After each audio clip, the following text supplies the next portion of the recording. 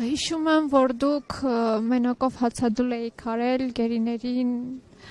սատարելու համար եւ այսօր այստեղ եք, ցեղասպանությունը փորձում են ժխտել։ Դուք որպես հայ, ինչ կասեք։ Մենք պետք է ամեն ձևով չթողենք նմանատիպ մղումներ իրականացվի, պետք է հիշենք եւ պահանջենք եւ ամենակարևորը լինենք պահանջատեր, ուզում է լինի, չի կարող ոչ մեկ ժխտել այն ինչ եղել է, այն ինչի մասին խոսում են ամբողջ աշխարհը, այսինքն ոնց կարող է հերքեն, երբ որ 90% երկիրների դա ընդունել են, դա ճանաչել են, չեմ կարծում, որ մեկը կգտնվի, ով կասի, որ նմանատիպ բան չեղել, ով ասի, նա թշնամի է, մեզ թշնամի է։ Իսկ ինչ մնում է այսօրվա հետ կապված, որ մեր երկրի ղեկավարը փորձում է հասկանա ինչ է եղել, ենթատեքստը չեմ կարող հստակ ասեմ, կարող ուզում է պատմությունը ասենց ասած քանդի հասկանա ով ում ինչ է խոստվել, ով ում ինչ խոստվածը չի արել, ինչի պատճառով է մեր ազգը նմանատիպ իրավիճակում հայտնվել, դա իր խնդիրն է, կարող է ինքը տենց մտածի, բայց համենայն դեպս իր այդ արձագանքը բուռն ալիք է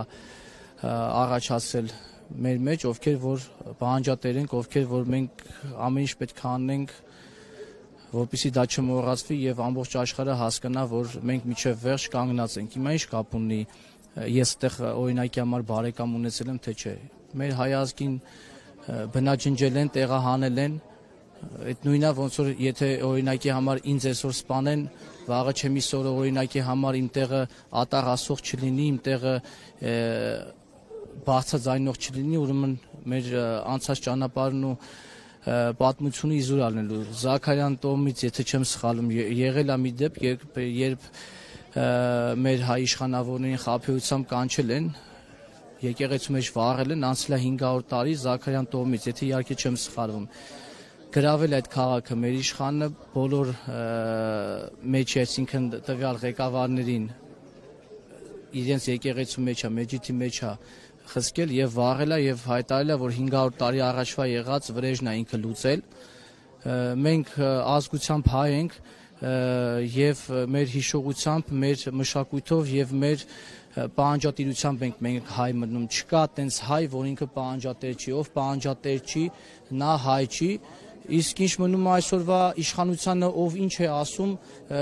եթե նայենք իրենց ասացին, որ մեր երկրի ղեկավարը իրեն միջին վիճակագրական վարորդի պես է իրեն համարում, իսկ մենք այսօր եթե վերցնենք նավը,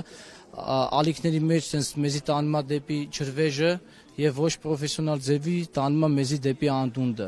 Մեր կյանքը դարձնելով դժոխք, թող ինչի համար է մեր դժոխք բառը օգտագործում, որովհետեւ ամեն մի մարդ իր ուրույն պատկերացում ունի դժոխքի, թող հասկանա ինչ կարա մեր հետ լինի։